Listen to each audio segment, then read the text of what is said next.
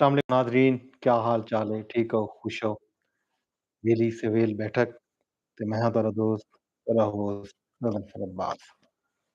रिफत अब्बास दा नावल नीलियां सिल्लां पिछों अज मैं पेश करना पिया चौथी दरी। दमोदर दास दी हीर। मुल्तान विच फग्गुण दी बारिश हई, ई बारिश विच पिंडे दा मिट्टी दे पुसण दी सुगंध आई। मुद विच पुराना शहर गेंदे दे फुੱਲ ते बारिश हिक दूजे दे जाणू बण वेंदे हन।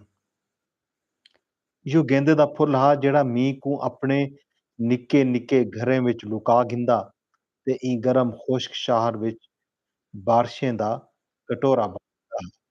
यो गेंदे दा फुੱਲ हा ਜਿਹੜਾ ਮੀਂਹ ਪਿੱਛੋਂ ॿिया ਵੀ ਤਕੜਾ थी वेंदा हा। इहा ॻाल्हि हुई जो ॿहू पुराणे शहर कू गेंदे फुੱਲ ਨਾਲ ਮਹਾ गेंदे ਦੇ फुੱਲ ਨਾਲ ਮੁਹਾਂਦਰਤ ਦਿੱਤੀ ਵਜ ਚੁੱਕੀ ਹੈ। ਇਹ ਫੱਗੁਣ ਦੀ ਬਾਰਿਸ਼ ਘਰ ਅੰਦਰ ਬਿਲਕੁਲ ਝੁਕੇ ਤੇ ਅੰਗਰੇਜ਼ ਨੂੰ ਹਿੰਦੀ ਉੱਤੇ ਸਰੀਰ ਵਾਂਗ ਟੁੱਟਦੀ ਹੈ। ਇਹ ਬਾਰਿਸ਼ ਖੱਤੇ ਸਰਤਾਨ ਦੇ ਉਤਾੜ ਵਿੱਚ ਇੱਕ ਸ਼ਹਿਰ ਮੁਲਤਾਨ ਦੇ ਪੁਰਾਣ ਕੂ ਧੋਵਣ ਤੇ ਚਮਕਾਵਣ ਵਿੱਚ ਹੱਥ ਪਈ ਵੰਡੇਂਦੀ ਹੈ। ਲੋਕੇ ਆਪਣੀਆਂ ਪੁਰਾਣੀਆਂ ਗਲੀਆਂ ਵਿੱਚ ਰੰਗਦਾਰ ਛਤਰੀਆਂ ਤਾਣ ਗਿੱਧਿਆ ਹਨ। ਅਲੰਗ ਦੇ ਨਾਲ ਨਾਲ ਆਪਣੇ ਆਪਣੇ ਛੱਜਾਂ ਤਲੇ ਅਮਰਸੇ ਬਣਾਉਣ ਵਾਲੇ ਹਲਵਾਈਆਂ ਦਾ ਕੰਮ ਤਿੱਖਾ ਥੀ ਗਿਆ। ਉਹ ਜਾਣਦੇ ਹਨ ਜੋ ਜਿਵੇਂ ਬਾਰਿਸ਼ ਥਾਰੀ ਸ਼ਹਿਰ ਦੀਆਂ ਸੋਹਣੀਆਂ ਗਲੀਆਂ ਤੇ ਮਹੱਲਿਆਂ ਵਿੱਚ ਅੰਮ੍ਰਿਤਿਆਂ ਦੇ ਪੂੜੇ ਟੁੱਟਣ। ਇਹ ਅੰਮ੍ਰਿਤਸੇ ਚੇਤਰ ਅਤੇ ਫੱਗੁਣ ਵਿੱਚ ਮੁਲਤਾਨ ਦੀ ਖਾਸ ਸ਼ੀਰਣੀ ਤੇ ਮੇਲਿਆਂ ਠੇਲਿਆਂ ਦੀ ਉਚੇਚੀ ਸੁਖੜੀ ਬਣ ਜਾਂਦੇ ਹਨ। ਇਹ ਮੌਸਮ ਵਿੱਚ ਚਾਵਲ ਦੀ ਪੱਥ ਵਿੱਚ ਇਹ ਮੁਰਕਣੀ ਮਿਠਾਈ ਮੇਦੇ ਖੋਏ ਤੇ ਵੇਸਣ ਦੀਆਂ ਮਿਠਾਈਆਂ ਤੋਂ ਉੱਤਮ ਥੀ वेंदी है। जो चावल पिंडे विच मौसम ਦੀ ਗੇਮ ਕੂ ਝਲੇਂਦਾ। ਇਹ ਬਾਰਿਸ਼ ਅੰਗਰੇਜ਼ੀ ਇਮਾਰਤਾਂ, ਘਰ, ਕਚਹਿਰੀ, ਚਰਚ, ਛਾਵਨੀ, ਬਾਗ, ਜੇਲ, ਹਸਪਤਾਲ, ਰੇਲਵੇ ਸਟੇਸ਼ਨ ਦੀ ਦਿਖਾਲੀ ਕੂ ਵਤ ਨਵੇਂ ਸਿਰੋਂ ਸ਼ਹਿਰ ਨਾਲ ਗੜੇਂਦੀ ਤੇ ਕਾਲੋਨੀਅਲ ਦੇ ਠੱਪ ਹੱਚਾ ਪਈ ਕਰੇਂਦੀ ਹੈ। ਇਹ ਬਾਰਿਸ਼ ਅੰਦਰੋਂ ਸ਼ਹਿਰ ਵਿੱਚ ਭਜਦੀ ਤੇ ਵਕਤ ਕਿਲੇ ਦੀ ਚਾੜੀ ਉੱਤੇ ਚੜ ਜਾਂਦੀ ਹੈ। ਨਦੀਆਂ ਵਿੱਚ ਉਹਨਾਂ ਮੁਲਤਾਨ ਤੇ ਉੱਚ ਅੰਦਰ ਇੱਕ ਫੇਰੀ ਵਤ ਦਮੋਦਰ ਦਾਸ ਦੀ ਹੀਰ ਪੜ੍ਹੀ। ਦਮੋਦਰ ਦਾਸ ਹੀਰ ਦੇ ਕਿੱਸੇ ਵਿੱਚ ਰਹਿੰਦਾ ਹਾਂ। ਇਆਂ ਖਿਜੇ ਹੀਰ ਦਾ ਕਿੱਸਾ ਕੀਤਾ ਤੇ ਆਪ ਵੀ ਇਥਾਂ ਹੀ ਵਸ ਪਿਆ। ਉਹਨਾਂ ਦਮੋਦਰ ਦਾਸ ਦੀ ਹੀਰ ਦੇ ਨਕਸ਼ੇ ਨੂੰ ਸਮਝਾ। ਇਹ ਨਕਸ਼ਾ ਜੰਗ ਮਘਿਆਣੇ ਤਖਤ ਹਜ਼ਾਰੇ ਤੇ ਰੰਗਪੁਰ ਤੋਂ ਕਬੂਲੇ ਸ਼ਹਿਰ ਤਾਈਂ ਨਿਕਲਿਆ ਹਾਂ। ਇਹ ਕਿਸੇ ਦੇ ਲਾਂਦੇ ਪਾਸੋਂ ਉਭੇ ਹੂੰ ਦਰਿਆ ਚਨਾਹ ਵਾਂਦਾ ਹਾਂ। ਜੰਗ ਮਘਿਆਣਾ ਦਰਿਆ ਦੀ ਚੜ੍ਹਦੀ ਤੇ ਰੰਗਪੁਰ ਲਾਹਦੀ ਮਣ ਤੇ ਹਾਂ।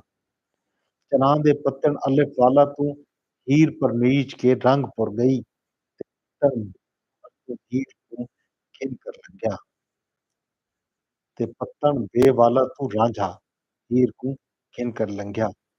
ਇਹ ਪੱਤਣ ਅੱਗੋਂ ਨਾੜੇ ਦੇ ਗੋਲ ਵਿੱਚ ਹੀਰ ਅਤੇ ਰਾਂਝੇ ਉਹਨਾਂ ਤੋਂ ਸਾਹਮ ਮੰਗੀ। ਹੀਰ ਰਾਂਝੇ ਦੇ ਗੋਲ ਵਿੱਚ ਖੈੜਿਆਂ ਦੀ ਵਾਰ ਜੋ ਛੁੱਟੀ ਤਾਂ ਨਾਲ ਅੱਗੋਂ ਨੱਠ ਗਏ ਤੇ ਦੋਹੇ ਕਬੀਲਿਆਂ ਵਿੱਚ ਜ਼ੋਰ ਦੀ ਭਿੜਾਂਤ ਮਚ ਗਈ। ਰਜੂਏ ਦੇ ਇੱਕ ਬੁਖਾਰੀ ਸੈਯਦ ਨਾੜੇ ਦੀ ਬਸਤੀ ਪੁੱਜ ਕੇ ਲੜਾਈ ਮੁਕਵਾਈ ਤੇ ਦੋਹੇ ਖੈੜਿਆਂ ਤੇ ਨਾੜਾਂ ਕੂ ਕਬੂਲੇ ਸ਼ਾਹ ਟੋਰਿਆ। ਹਲ ਮੁਗਲਿਆਂ ਦਾ ਕਾਜ਼ੀ ਇਹ ਨਿਰਧਾਰ ਕਰੇ ਜੋ ਧੀਤੂ ਰਾਂਝੇ ਤੇ ਸੈਦੇ ਖੇੜੇ ਵਿੱਚੋਂ ਵਰ ਕਿਹੜਾ ਹੈ। ਕਬੂਲਾ ਸ਼ਾਹ ਨਾੜਾਂ ਦੇ ਗੋੜ ਤੋਂ ਬਾਵੀ ਕੋ ਚੜ੍ਹਦੇ ਲੰਮੇ ਵਿੱਚ ਝਰਬਾਰ ਇਹ ਰਸਤਾ ਮੁਲਤਾਨ ਦੇ ਉੱਭੇ ਵਿੱਚੋਂ ਲੰਘਦਾ ਦਰਿਆ ਦੀ ਇੱਕ ਥਾਰ ਟੱਪਦਾ ਤੁਲੰਬੇ ਦੇ ਲਾਂਦੇ ਪਾਸੋਂ ਖਿੰਦਾ ਕਬੂਲੇ ਤੇ ਪਹੁੰਚਦਾ। ਇਹ ਨਕਸ਼ਾ ਹਾਂ ਜੋ ਹੀਰ ਤੇ ਰਾਂਝੇ ਆਪਣਾ ਰਾਹ ਵਟਾਇਆ ਹਾਂ ਤੇ ਤਖਤ ਹਜ਼ਾਰੇ ਜਾਂ ਜੰਗ ਦੀ ਬਾਟ ਚੁਕਾਈ ਹੈ। ਤਖਤ ਹਜ਼ਾਰੇ ਤੋਂ ਕਿਤੇ ਪੱਤਣ ਟੱਪਣ ਦੀ ਲੋੜ ਹੈ। ਅਲਿਫ ਵਾਲੇ ਪੁੱਤਰ ਦੀ ਹੈ। ਸਾਰੇ ਨਕਸ਼ੇ ਤੇ ਇੱਕ ਬਾਦਸ਼ਾਹ ਅਕਬਰ ਦਾ ਵੇਲਾ। ਜਦੋਂ ਰਾਂਝੇ ਕੋ ਪ੍ਰੀਤ ਦਾ ਗੜਗਾਣਾ ਤਖ਼ਤ ਹਜ਼ਾਰੇ ਤੋਂ ਝੰਗ ਛਕਾਇਆ, ਉਹ ਪਹਿਲੇ ਇਥਾਂ ਮਹੀਵਾਲ ਬਣਿਆ ਤੇ ਵਤ ਹੀਰ ਦੇ ਵਿਛੋੜੇ ਵਿੱਚ ਟਿੱਲਾ ਜੋਗੀਆਂ ਦੇ ਗੁਰੂ ਬਾਲਨਾਥ ਵੱਲੋਂ ਜੋਗ ਸੁਹੇਂਦਾ ਖੈੜਿਆਂ ਦੀ ਥੀ ਰੰਗਪੁਰ ਪੁੱਜ ਗਿਆ। ਰਾਂਝਾ ਜੋਗੀ ਕਿਉਂ ਬਣਿਆ? ਕਿਆ ਰੰਗਪੁਰ ਤਈ ਰਸਾਂਤ ਕੀਤੇ? ਕਿਆ ਮੌਤ ਤੋਂ ਬਚਾ ਕੀਤੇ? ਕਿਆ ਆਪਣੀ ਆਸ਼ਕੀ ਵਾਲਾ ਸਿਰ ਜੋਗ ਦੀ ਗੋਦੜੀ ਵਿੱਚ ਲੁਕਾਵਣ ਕੀਤੇ? ਅੱਜ ਤੋਂ 500 ਸਾਲ ਪਹਿਲੇ ਰਾਂਝਾ ਜੋਗਨਾਮੇ ਕੰਨ ਪੜ੍ਹਵੇਂਦਾ ਅਤੇ ਮੁੰਦਰੇ ਪਾ ਕੇ ਵਿੱਚ ਵੱਡੀ ਛੂਟ ਕੇ ਆ ਗਿਆ ਹਾਂ। ਜੋ ਇੱਕ ਦੁਨੀਆ को विजोग ਵਿੱਚ ਪਾ ਕੇ ਉਹ ਹਰ ਜਾ ਆਦਰ ਤੇ ਸੌਂਪ ਪਿਆ ਰਹਿੰਦਾ ਹਾਂ। ਲੋਕਾਂ ਕੋ ਜੋਗੀ ਵਿੱਚੋਂ ਆਪਣੇ ਕਈ ਅਣਡਿੱਠੇ ਪੰਧ ਦਾ ਮੱਥਾ ਪਾਉਂਦਾ ਤੇ ਉਹ ਉਹਦੀ ਸੇਵਾ ਕਰੇਂਦੇ ਤੇ ਰਾਹ ਦਿੰਦੇ ਹਨ। ਜੋ ਪਿੱਛੂ ਰਾਜੇ ਕੋ ਹਰ ਬੂਹੇ ਤਈ ਰਸਾਂ ਤੇ ਆਪਣੀ ਧਨ ਮਨਸਾਈ ਦੀ ਚਿੱਠੀ ਮਿਲ ਗਈ ਹੈ। ਇਹ ਕਿੱਸਾ वो एक आशिक किन्हें दग ते तोड़ ਦਿੱਤਾ। ਸਾਹਿਬ ਪ੍ਰੇਮਿਤ ਹੀਰ ਅੱਗੋਂ ਇੱਕ ਮਰਦ ਰਾਂਝੇ ਦੀ ਕੋਈ ਪਵਿੱਤਰ ਰੱਖ ਹੈ। ਜਬਤ ਕਿੱਸਾ ਉਹ ਵੇਲੇ ਦੇ ਵਿਹਾਰ ਵਿੱਚੋਂ ਕहीं ਦਬ ਵਿੱਚ ਕਿਆ ਦਮੋਦਰ ਦਾਸ ਨੂੰ ਪਤਾ ਨਾ ਹਾ ਜੋ ਰਾਂਝੇ ਕੋ ਜੋਗ ਦਹੀਜਣ ਨਾਲ ਇੱਕ ਪ੍ਰੇਮਿਤ ਹੀਰ ਕੋ ਵਸੂ ਦਾ ਸਾਰਾ ਲੋਕ ਪਹਿਲਾਂ ਭੋਗਣਾ ਪਉ। ਇਹਨਾਂ ਸਾਰੀਆਂ ਗੱਲ ਹੀ ਤੇ ਹੁੰਦਿਆਂ ਵੀ ਹੀਰ ਦੇ ਕਤਲ ਦੇ ਬਗੈਰ ਵਿੱਚ ਦਮੋਦਰ ਦਾਸ ਦੇ ਕਿਸੇ ਦੀ ਪੜ੍ਹਤ ਹੁਕਮ ਹੈ। 1519 ਕਰਮੀ 1576 ਈਸਵੀ ਅਕਬਰ ਬਾਦਸ਼ਾਹ ਦਾ ਕਾਜ਼ੀ ਕਬੂਲੇ ਖਾਨਦਾਨੇ ਦੀ ਰਾਖੀ ਦਾ ਨਿਰਵਾਹ ਕਰਦਾ ਤੇ ਹਾਕਿਮ ਅਬੁਲ ਫਤਹ ਮੁਕੱਦਮੇ ਪੇਸ਼ ਕੀਤਾ।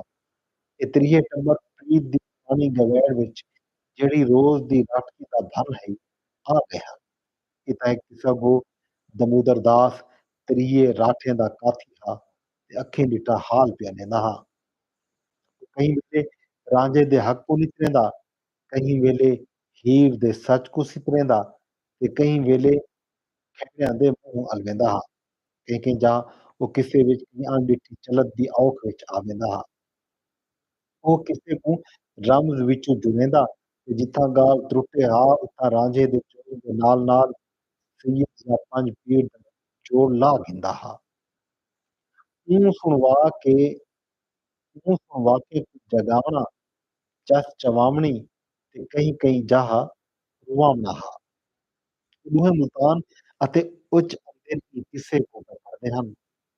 ਉਹ ਇੱਕ ਰੋਮਾਂਤਰੇ ਕਿਸੇ ਦਾ ਸ਼ਾਇਰ ਪੜ੍ਹਦਾ ਹਨ। ਉਹ ਜਣੇ ਇੱਕ ਦੂਜੇ ਦੇ ਪ੍ਰੇਮੀ ਹੁੰਦਿਆਂ ਵੀ ਆਪਣੇ ਆਪਣੇ ਅੱਖੀ ਅਤੇ ਆਪਣੇ ਆਪਣੇ ਚੇਤੇ ਸਹਿਤ ਕਿਸੇ ਵਿੱਚੋਂ ਲਿਖਦੇ ਹਨ। ਇੱਕ ਦੂਜੇ ਦੇ ਨੇਮ ਚਲਾਉਂਦਿਆਂ ਵੀ ਆਪਣੀ ਆਪਣੀ ਸੁਰਤ ਵਿੱਚ ਇੱਕ ਕਿਸੇ ਦੀ ਪੜ੍ਹਦੇ ਹਨ। ਆਪਣੀ ਅੰਜੋ ਅੰਜ ਪੜ੍ਹਤ ਵਿੱਚੋਂ ਵੱਲ ਵੱਲ ਇੱਕ ਜਾਹ ਤੇ ਪੁੱਜਦੇ ਹਨ ਜਿੱਦਾਂ ਇੱਕ ਪ੍ਰੇਮਿਤ ਕਤਲ ਦੀ ਗਈ। ਭਾਵੇਂ ਜੋ ਦਮੋਦਰ ਦਾਸ ਇਹ ਕਿਸੇ ਨੂੰ ਦੁਖਧਾਰੀ ਨਾਟਕ ਪੜ੍ਹਾਉਣ ਦਾ ਆਹਰ ਕੀਤਾ ਹਾਂ ਪਰ ਉਹਨਾਂ ਆਪਣੀ ਪੜਤੋਂ ਹੋਂਦ को कहीं भी तरह ਦੀ ਸਰਬਾਇਤ ਵਿੱਚੋਂ ਕੱਟ ਕੀਤਾ ਹਾਂ। ਹੀਰ ਤੇ ਰਾਂਝਾ ਕੋ ਆਮ ਜਣੇ ਦੇ ਧੀਆਂ ਤੇ ਪੁੱਤਰਾਂ ਤਾਣੀ ਖਿਲਾਏ ਹਨ। ਪਰ ਇਥਾਂ ਨੂੰ ਦੱਸ ਪਈ ਕਿ ਕਿੱਸਾ ਗੋ ਰਾਂਝੇ ਇੱਕ ਉੱਚੇ ਦੀ ਤੌਰ ਤੇ ਇਹ ਜੋਗਨਾਮੇ ਇੱਕ ਜਣਾ ਮਹਾਜਣਾ ਬਣ ਗਿਆ ਹਾਂ। ਇੱਕ ਦੀ ਨਾਰੰਗੀ ਫੋਨ ਤੇ ਉਸਨੂੰ ਦਮੋਦਰ ਦਾਸ ਦੇ ਕਿਸੇ ਦੀ ਪੜਤ ਬਾਰੇ ਪੁੱਛਾ। ਅੱਛਾ ਦਮੋਦਰ ਦਾਸ ਦੇ ਕਿਸੇ ਦੀ ਕਲੋਕੀ ਪੜਤ ਵਿੱਚ ਕਤਲ ਨਿਸ਼ਾਬਰ ਨਾ ਹੋ ਪਰ ਅਜੋਕੀ ਪੜਤ ਵਿੱਚ ਹੀਰ ਦਾ ਕਤਲ ਛੇਲੇ ਲਿਖਤ ਮੌਜੂਦ कबूले दे काजी हीर को खेड़िया हवाले कीता खेड़े हीर को रंगपुर भेन टुरे कबूले शहर को भा लगी ਤੇ ਲੋਕੇ ਜਾਣਿਆ ਇਹ ਸਭ ਕੁਝ ਕਾਜ਼ੀ ਦੇ ਅਨਿਆਏ ਅਤੇ ਰਾਂਝੇ ਦੇ ਜੋਗ ਪਰ ਉਠਾਏ। ਕਬੂਲੇ ਦੇ ਹਾਕਿਮ ਅਬੁਲ ਫਤਹ ਖੈੜਿਆ ਪਿੱਛੋਂ ਲਸ਼ਕਰ ਚਾੜਿਆ ਤੇ ਹੀਰ ਬਲਵੀਜ ਤੇ ਰਾਂਝੇ ਕੋ ਢਹੀਜ ਗਈ। और सिम गई ਚਲੋ ਕਿ ਹੀਰ ਤੇ ਰਾਂਝੇ ਕੂ ਇਸ਼ਾਕ ਵਿੱਚ ਰਾਵਣ ਦੀ ਅਰਦਾਸ ਕੀਤੀ, ਪਰ ਉਹ ਨਾ ਮੰਨੇ। ਨਾਰੰਗੀ ਦਮੋਦਰ ਦਾਸ ਨੇ ਬੋਲ ਬੈਠੇ, ਜਾਲ ਇਥਾਈ ਸਾਹਿਬ ਰਾਂਝਾ ਰਈਅਤ ਪੱਲੋਂ ਪਾਏ, ਨਵੇਂ ਦਿਲਾਂ ਪੈਸਾ ਹੀ ਕਿੱਥੇ ਜੋ ਕੁਛ ਤੂੰ ਫਰਮਾਏ, ਦਾ ਰਾਹੇ ਦਰਬਾਰ ਚੁੜੀਆਂ ਪਾਏ, ਆਖ ਦਮੋਦਰ ਅੱਖੀਂ ਚਿੱਟਾ ਲੰਮੇ ਤਲਕ ਸਿਧਾਏ। ਬੋਲਿਆ ਇਹ ਬੈਤ ਭਾਵੇਂ ਰਾਂਝੇ ਨਾਮੇ ਹੈ ਪਰ ਅਸਲ ਵਿੱਚ ਹੀਰ ਦੇ ਕਤਲ ਦੀ ਨਸ ਹੈ। ਇਹ ਲੰਮੇ ਦਾ ਪੰਧ ਹੈ, ਇਹ ਲੰਮੇ ਦਾ ਪੰਧ ਬੇਜੋੜ ਹੈ, ਜੋ ਇੱਕ ਹੀਰ ਅਤੇ ਰਾਂਝੇ ਦੀ ਪਾਟ ਨਾ ਹੈ। ਜੰਗ ਹੋਵੇ ਜਾਂ ਤਖ਼ਤ ਹਜ਼ਾਰਾਂ ਉੱਭੇ ਹੁੰਦਾ ਹਾਂ। ਇਹ ਲੰਮੇ ਦਾ ਮੌਤ ਦੇ ਦੇਵਤਾ ਸ਼ਮ ਦੀ ਦਮੋਦਰ ਦਾਸ ਆਪ ਹਿੱਸੇ ਵਿੱਚ ਰਹਿ ਗਿਆ ਤੇ ਹੀਰ ਰਾਂਝੇ ਕੂ ਕਬੂਲੇ ਸ਼ਾਹਰ ਤੂੰ ਲੰਮੇ ਭੋੜ ਦਿੱਤਾ ਸੀ। ਕਿਆ ਇਹ ਪੰਧ ਵਿੱਚ ਰਾਂਝਾ ਵੀ ਕਤਲ ਥी ਗਿਆ हा? ਨਾਰੰਗੀ ਪੁੱਛਾ। ਰਾਂਝਾ ਆਪਣੇ ਜੋਗ ਦੀ ਰੱਖ ਵਿੱਚ ਉਹਨੇ ਦੱਸਿਆ। ਜੀ ਦੋਸਤੋ, ਇਹ ਸੀ ਚੌਥੀ ਦਰੀ ਨੀਲੀਆਂ ਸਿਲਾਂ ਪਿੱਛੋਂ ਸੰਯੁਕਤ ਕਪਾਸ ਦਾ ਨਾਵਲ। ਪੰਜਵੀਂ ਦਰੀ या नीली सिल्ला इनके वाल हाजिर थे। आज अपने दोस्त, अपने होस्ट गज़नफ़र अब्बास को इजाज़त दो। सोने के हवाले।